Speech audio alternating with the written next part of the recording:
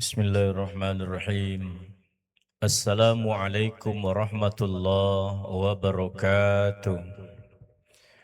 Alhamdulillahi rabbil alamin.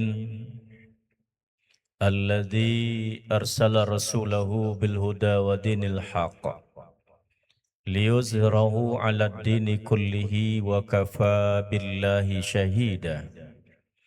Ashhadu an la ilaha illallah wa ashhadu anna muhammadar rasulullah. Subhanaka la ilma lana illa ma 'allamtana innaka antal alimul hakim. La haula wa la quwwata illa billahil aliyyil azim. Segenap pengurus Masjid Paripurna Raudatus Solihin dan jajaran yang saya muliakan. Bapak Ibu hadirin hadirat jemaah salat zuhur yang semoga dimuliakan Allah Subhanahu wa taala. Bersyukur kepada Allah dengan ucapan alhamdulillah. Salawat dan salam kepada Nabi Muhammad sallallahu alaihi wasallam. Allahumma salli ala sayyidina Muhammad wa ala ali sayyidina Muhammad, dan berkirim salam kepadanya. Assalamu alayka ya Rasulullah. Dalam Al-Quran, dalam surah Az-Zumar, Allah sangat mengecam dan marah kepada orang-orang yang keras kepala. Kalau dalam hadis Nabi disebut oleh Nabi dengan qaswatul qalbi, orang yang keras hati. Tapi Allah menyebut dengan istilah mutakabbirin, orang yang keras kepala. Orang yang keras kepala itu adalah orang yang tahu dia dengan kebenaran. Dia paham bahwa yang disampaikan orang itu benar. Dan dia tahu bahwa yang dia lakukan itu adalah keliru. Tapi dia tidak mau meninggalkan apa yang dia lakukan dan tidak mau menerima apa yang orang sampaikan. Dia tahu bahwa pendapatnya itu telah runtuh dengan pendapat kebenaran dari orang lain. Tapi dia tetap bersekukuh tidak mau menerima kebenaran dari orang lain itu. Pokoknya tidak. Itu yang disebut dengan keras kepala. Dia tahu Nabi menyampaikan begini-begini, tapi dia tidak mau lakukan. Apa contohnya Pak Ustaz? Kalau hari-hari Jumat kita lihat, banyak orang yang datangnya terlambat. Khatib sudah naik mimbar, bahkan sudah mau selesai khatib berkhutbah, baru dia datang lenggang-lenggong. Siapa yang tidak tahu bahwa kalau khatib sudah naik mimbar, maka ditutup buku catatan peserta Jumat pada hari itu. Dia tak masuk lagi ke daftar orang yang ikut sholat Jumat pada hari itu. Dia tahu, tapi dia tidak mau melakukan. Tetap saja setiap Jumat itu datangnya lambat. Ini kenapa dia lakukan? Ini keras kepala. Maka Allah dalam Al-Quran menceritakan kepada kita, ketika orang-orang yang ingkar itu digiring ke neraka Jahannam, wasiqal ladzina kafaru ila jahannama zumara hatta iza ja'uha futihat abwabuha wa qala lahum khazanatuha.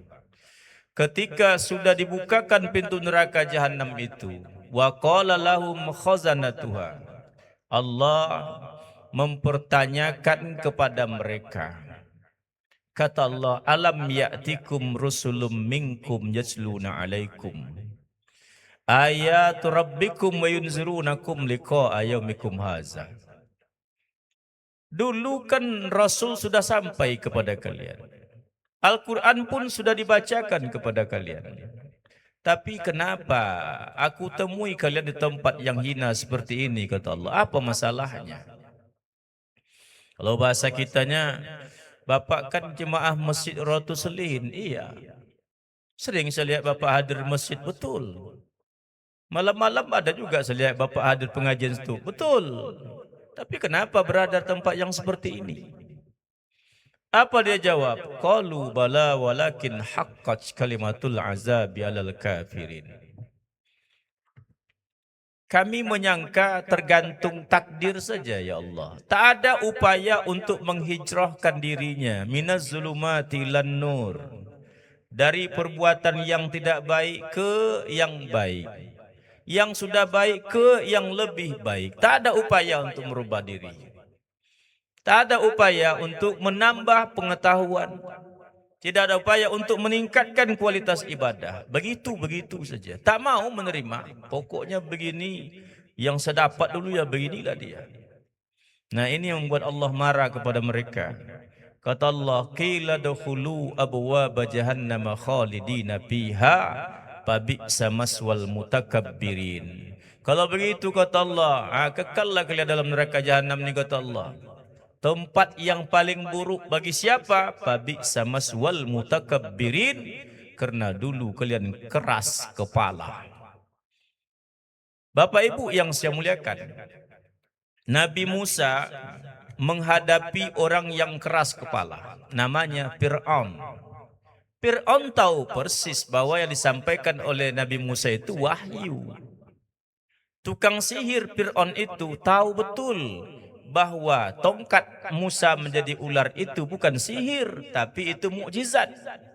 Tahu betul dia. Dan Fir'aun paham betul bahwa yang disampaikan Nabi Musa itu adalah kebenaran. Tapi keras kepala ini membuat dia tidak mau menerima apa yang disampaikan oleh Nabi Musa itu. Keras kepala. Maka Nabi Musa letakkan tongkatnya. Tongkatnya pun berubah jadi ular. Tapi kecil. Dipanggil tukang sihirnya. Tukang sihir. Coba kalian buat ular yang lebih besar. Kalahkan itu ular Musa itu. Dia sihir. Jadilah ular yang besar. Tapi ular besar itu mati. Dihantam oleh ular kecil, tongkat Nabi Musa alaihissalam.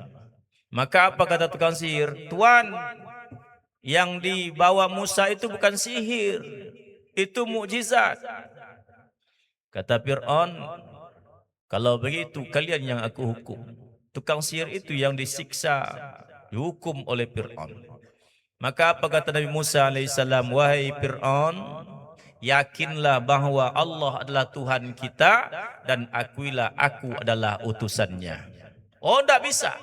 Padahal dia tahu bahwa yang disampaikan oleh Musa itu adalah sesuatu yang benar, datangnya dari Allah Subhanahu wa taala. Tapi keras kepala.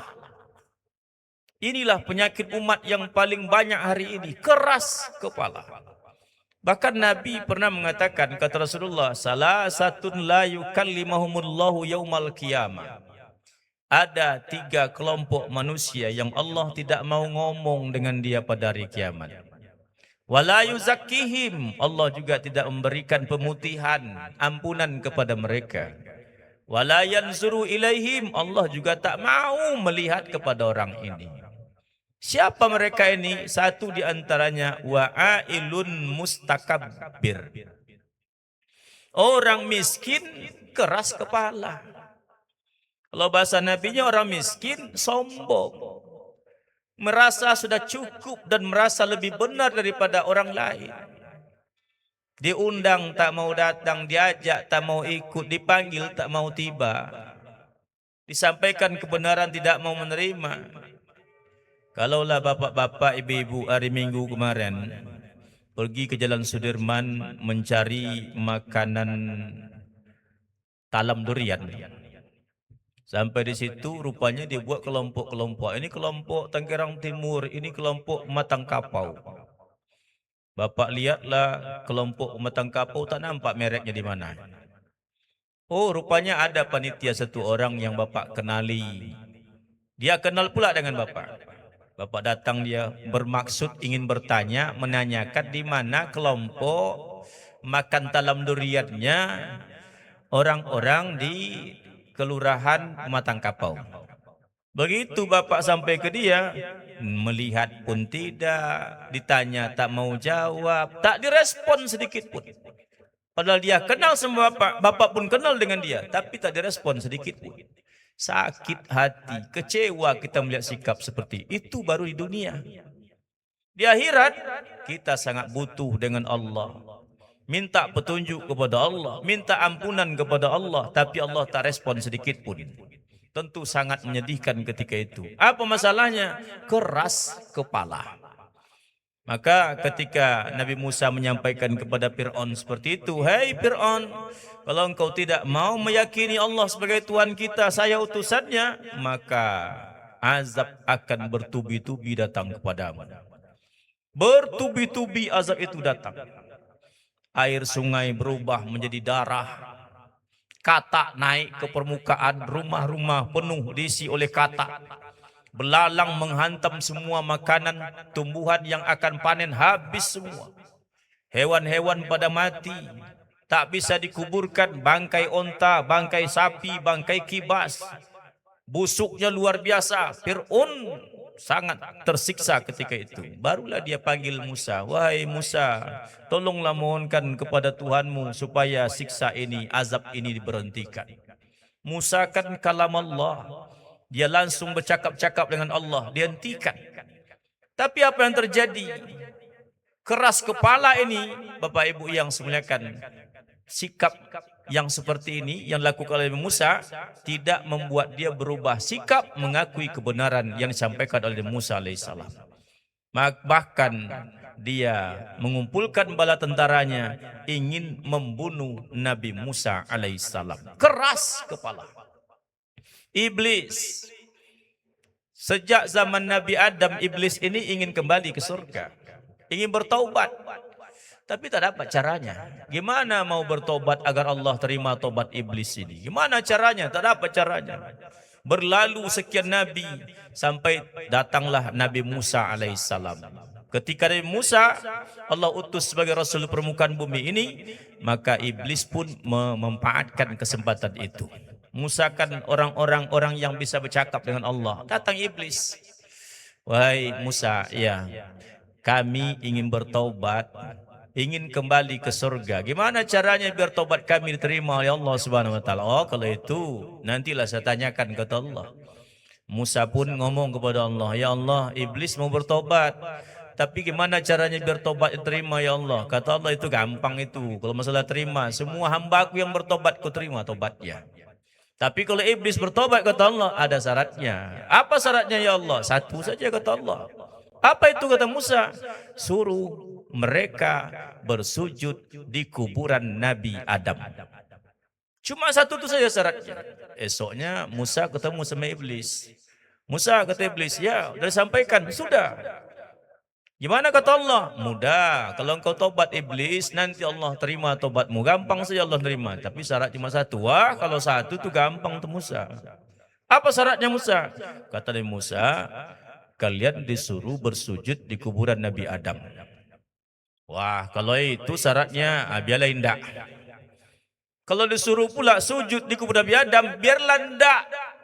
Padahal begitu mudah, Pak Bu yang saya muliakan. Hanya disuruh bersujud di kuburan Nabi Adam, diterima tobatnya, kembali ke surga. Tapi keras kepala, keras hati, sehingga iblis pun bertahan dan tak mau melakukan apa yang diperintahkan oleh Allah Subhanahu wa taala.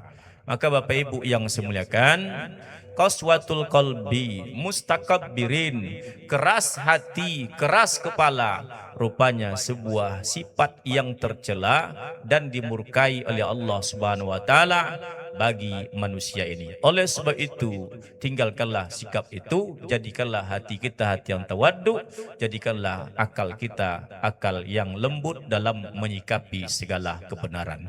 Semoga ada manfaatnya untuk kita semua. Subhanaka Allahumma wa bihamdika asyhadu an la ilaha illa anta astaghfiruka wa atubu ilaik. Walhamdulillahi rabbil alamin. Wassalamualaikum warahmatullahi wabarakatuh.